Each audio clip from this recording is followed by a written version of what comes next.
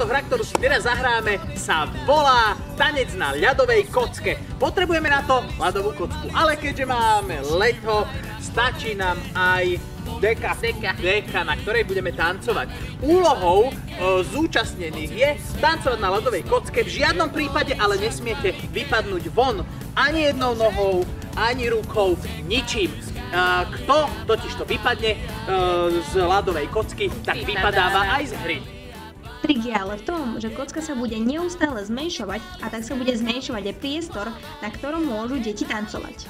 Môžete deťom k tomu pustiť nejakú hudbu, môžu si pri tom tancovať. Víťaz je ten, kto ako posledný zostane stáť na ľadovej kocke. Zakázané je sácať sa alebo nejako šťuchať. No ako vidíte, tak už menšia sa nedá spraviť a my sme takí dobrí, že sme to zvládli a nespadli sme.